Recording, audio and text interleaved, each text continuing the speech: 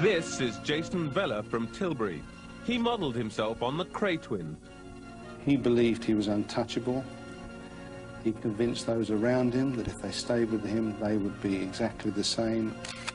This is Patrick Tate from Basildon, one of a team of criminal hardmen known as The Firm. He thought he was immortal, and he thought he could be Mr. Big. This is Kevin Whitaker, small-time drug dealer also from Basildon. He made the wrong friends. One, dead in a ditch. One, blasted to death in a lonely country lane. One, serving 17 years in prison. Tonight, the London programme reveals the new face of Gangland Essex.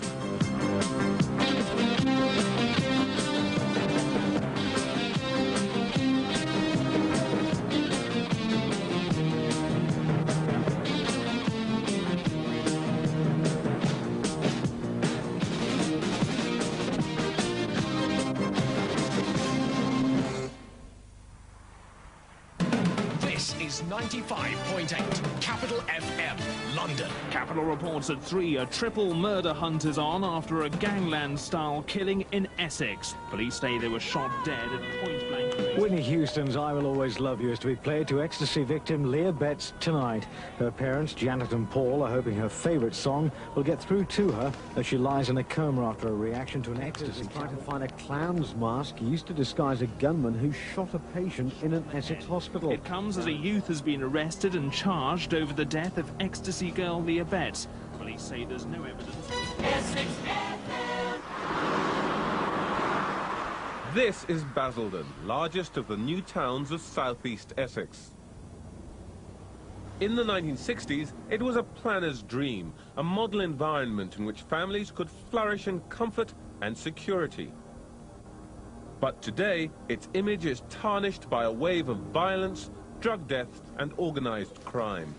And it was here in 1992 that police first became aware of a new and dangerous player on their patch. His trademark, violence. Backs of hands burnt with hot iron. Talks about the incident but will not make a statement for further reprisals. Forced entry into a person's home, noxious liquid sprayed about, and the television shot out with a sawn-off shotgun.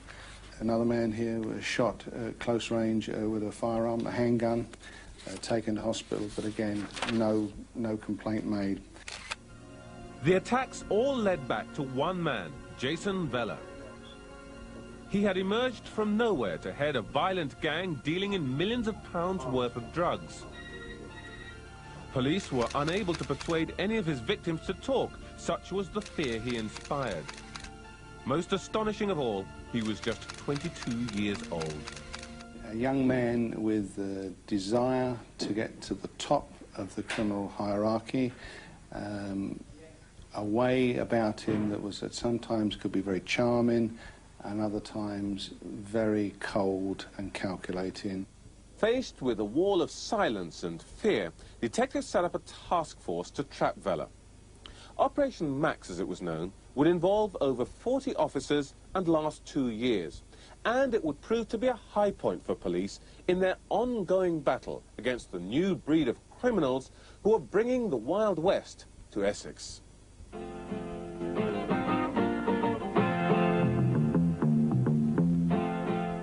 London. At the end of the last war, this city had a massive housing problem.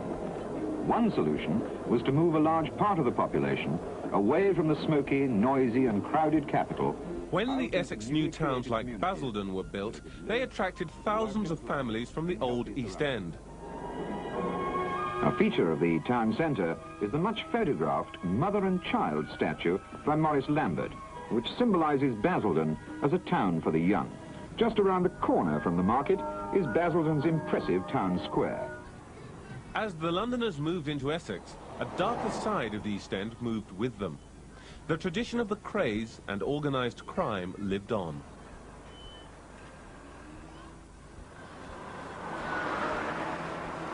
Alan Dixon is a convicted gang member and one-time henchman of the craze.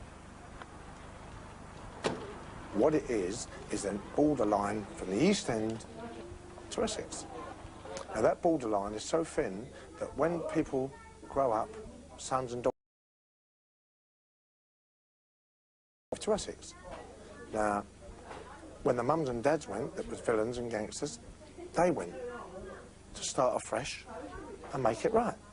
And by them moving out there, whether it was a criminal empire or whether they was working straight, that was their life. But while the traditional location of organised crime was changing, so too was crime itself. The age of the drug dealer had arrived. Years ago, when you've done security vans, robberies, banks, whatever, then I can make that right for the day. But it's 1996 now, and it's all drug related now. Socially, money-wise, it's drugs. Well, the classic drug baron or high-profile criminal moving into Essex, they invariably pick a reasonably secluded area. They want to sort of gentrify themselves. The money, they think, buys them seclusion in the country. You'll suddenly see the house down the road or the cottage and a couple of acres of land built, and suddenly it will sprout a big extension, a 6-foot-high wall, electronic gates, security lights, and a brace of Rottweilers called Fang and Tyson. And that's your new neighbour. 37-year-old Patrick Tate lived in Basildon, but he had spent 10 years of his life in prison for robbery and drugs offences.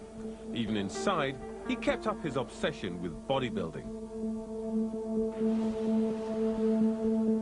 Brynmount Lodge in Fobbing belonged to 38-year-old Tony Tucker from Stratford in the East End.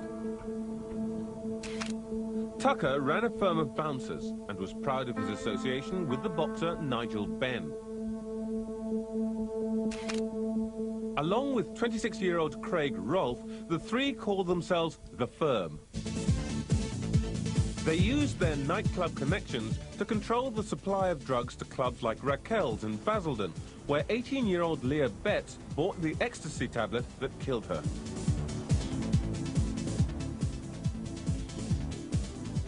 Lizzie Fletcher from Southend was Pat Tate's girlfriend. Used to take over like a corner of the club. Just kept themselves to themselves. If no one bothered them, and they was all right. It's just self to a little corner they was, laughing, laughing, laughing. Everyone would move out of the way. Goes, you wait, Lizzie. Goes, you'll have PT stamped on your head. I said, what do you mean? He goes, Pat Tate's. Goes, you'll have it on your head. I said, oh. Goes, it was true. It was really true. It's like that, and people know that he was with him. And it was different. It was so different to anything I've had before. It made me feel so secure.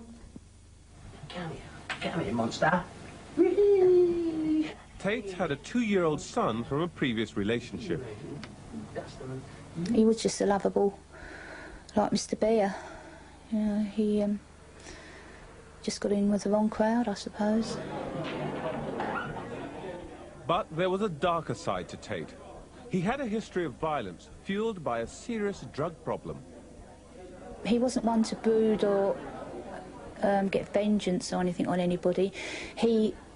If he did anything like that, it was when he was full up with drugs, and he was just explosive. I think the heroin had destroyed him so much that he thought he was immortal, and he thought he could be Mr. Big. But Tate was murdered along with the other 2 members of the firm on a freezing winter night last December. The 3 were discovered blasted to death in their Range Rover near Rettendon. It was one of the most dramatic gangland executions ever, with no clues to how the men were lured to the spot and killed with such brutal efficiency. No, we won't mention that. 2 months on, Detective Superintendent Ivan Dibley is still grappling with the mystery. This case is a classic detective story.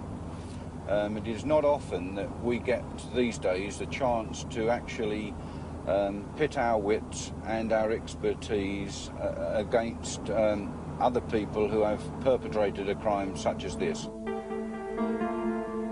This is the main road, the A130 road that leads from Rettendon to Chelmsford. They would have come along this road at about, we believe, probably 6 o'clock in the evening.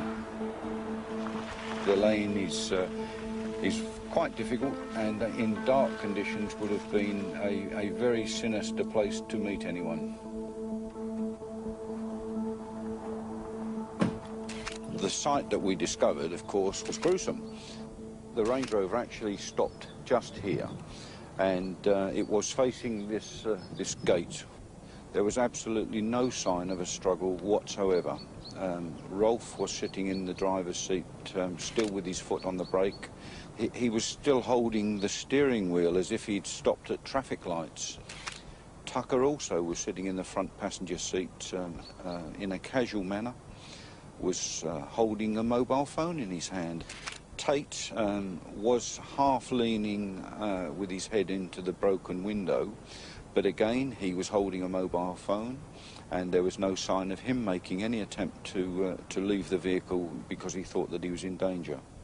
Dibley's team is still trying to piece together the events of December the 6th. But one thing is clear. The killings were a ruthless demonstration of power in an increasingly violent Essex underworld. The firm based their operations at Basildon, but they were just one of a number of violent drugs gangs operating in the area, including Jason Veller's. His world of drugs, intimidation and torture stretched throughout South Essex, from Tilbury to Southend.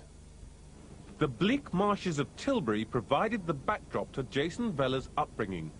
Well, he was always a happy-go-lucky child. He had asthma, so he was in hospital a lot, but he's never let it get him down. Just a happy child. Never got into fights at school. In class, the young Jason was bright and popular. In the holidays, he earned money working on his parents' market stall. I'm disappointed that he didn't get a good job, because he's got the brains there to do it. I don't think he's used his full potential.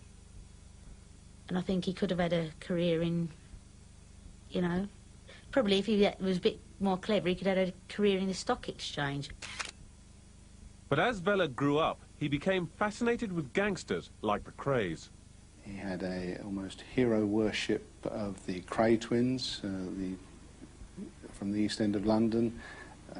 He was certainly in possession of the tape of their life story, and which I, again, given to understand, was played very regularly to the point of it was almost worn out. His mother believes Veller started to go off the rails when she and his father divorced. I feel a bit that I've neglected him, because of my divorce I was very depressed. I had a breakdown on his 20th birthday, so I do feel that I didn't give him the attention he needed at that critical time in his life. I don't think Jason was an angel by a long means, but I don't believe he was the big person he was supposed to be. Veller's image of himself as a latter-day Kray showed itself in the perverse style he brought to his assaults. He would take his victims to lunch before subjecting them to degrading and terrifying ordeals.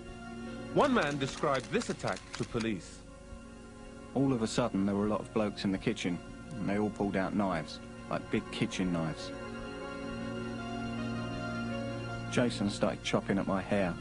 I remember a razor was also used. The man, an associate of Veller's, was forced to snort 12 lines of cocaine and lick LSD from a dog bowl. Veller then took this Polaroid of him. The man's crime? He had sent a Christmas card to Veller's girlfriend. Another victim attempted to restrain Veller in a pub argument over money. His identity is hidden as part of the police's witness protection scheme. He was a lunatic. He seemed a nice bloke at first when I met him, but he's, I don't know, he's just like possessed. Like he had the devil in him or something.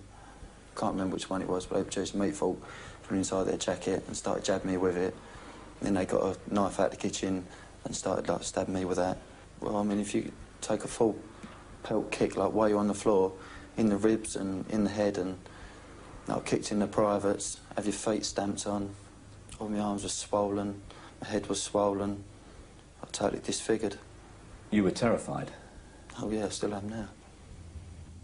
Vella's activities across a large swathe of southeast Essex brought in huge profits. He led a very good lifestyle, fast cars, good clothes, frequent holidays abroad, and at 22 years of age he was living way above his means.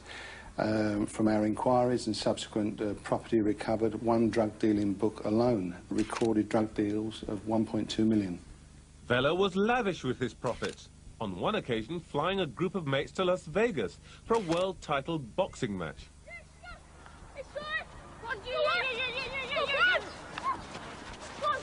But back in Essex, he was bringing drug dealing to the school gates. King John School in Benfleet was one of several targeted. We had a boy who'd associated with boys in other schools who were dealing drugs. We became suspicious of him, and we found a book with lists of names, numbers after the names. What Ian Yeomans had found was a tick book, a record of drug deals. I suspect that in this case a lot were drawn in, wanted to get out and couldn't.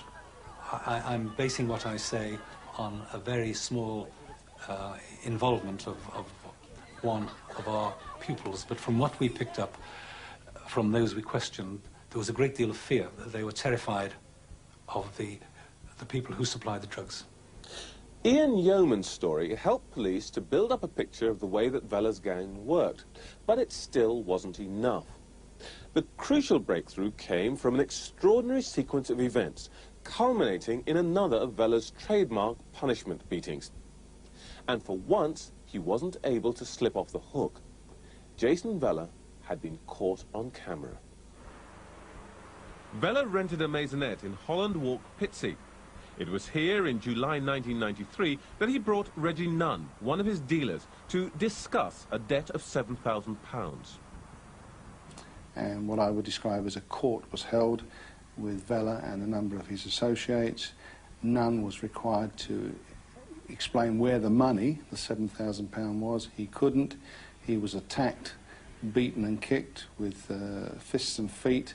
A sword was then produced. He was stabbed with that sword. This is how Reggie Nunn described the attack in a statement to police. Vella was walking about and said, "There's blood on my settee. Get on the floor. Stop whimpering like a little boy." He said to me, "You know it just ain't going to end here, Reg, with a few slaps and swipes." Nunn overheard Vella saying he'd be kept overnight and finished off in the morning.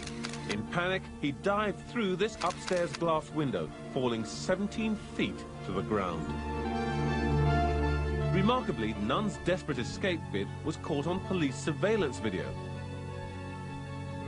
He's just landed off screen to the left. Now he appears staggering into a neighbour's doorway, begging for help. Vella's associates emerged to make their getaway before police arrive, pausing to promise Nunn they'll be back for him. Soon after they leave, a second neighbour comes to his rescue. Nunn's agony is clear as he hobbles from the scene.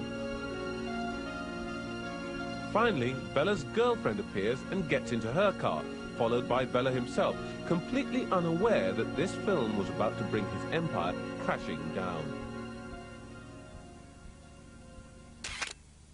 Nunn's right leg was shattered in the fall. He agreed to give evidence against Vella in exchange for a new identity. In all, 4 key witnesses were given new identities for testifying against Vella, the most widespread use of witness protection ever by Essex police. After a 4-month trial at Woolwich Crown Court, Judge Alan Simpson sentenced Vella to 17 years in prison, telling him, "You set yourself up as a criminal Tsar in southeast Essex, imposing your will on others in a regime of torture and terror."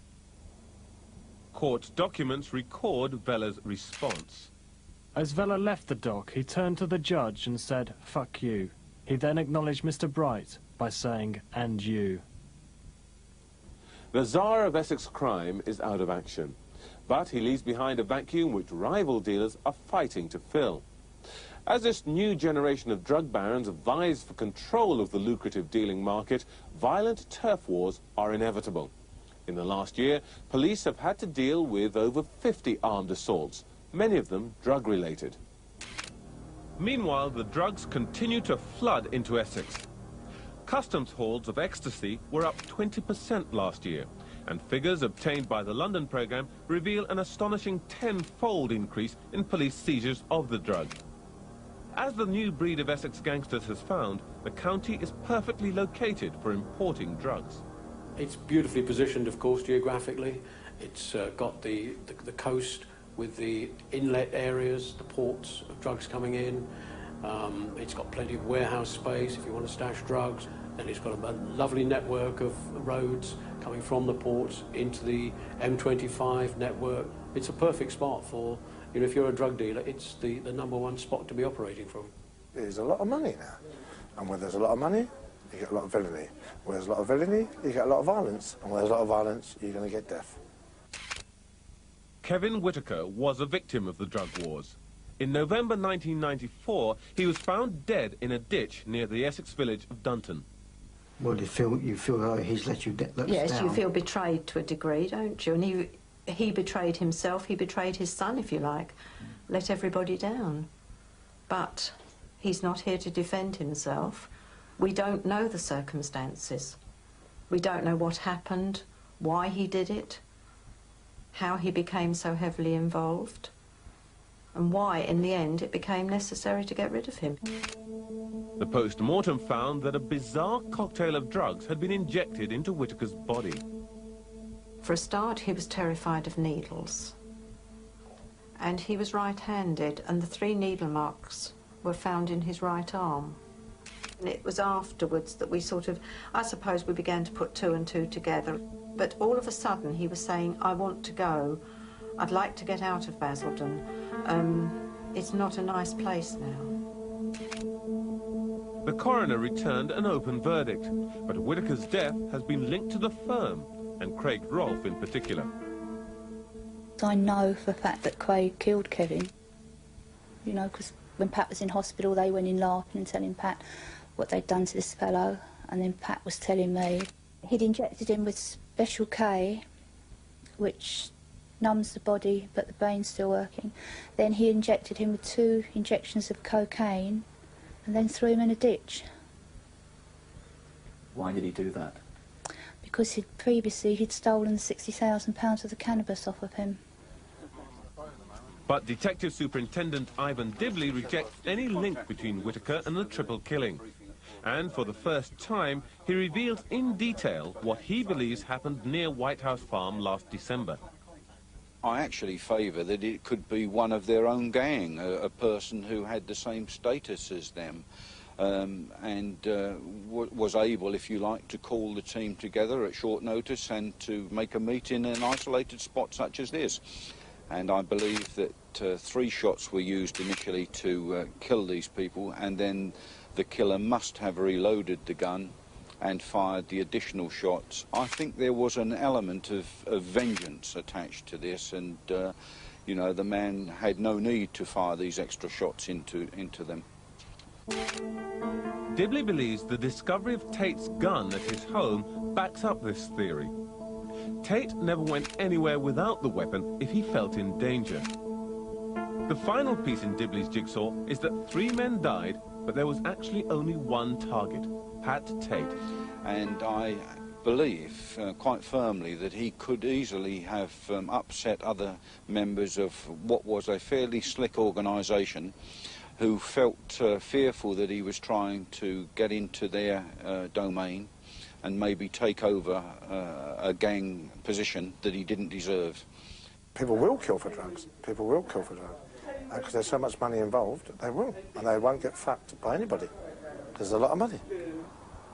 For Ivan Dibley, the triple killing will almost certainly be followed by others. Their demise certainly caused a void in the drug world, and there will be no shortage of people wishing to take their place and to secure high profits from dealing in drugs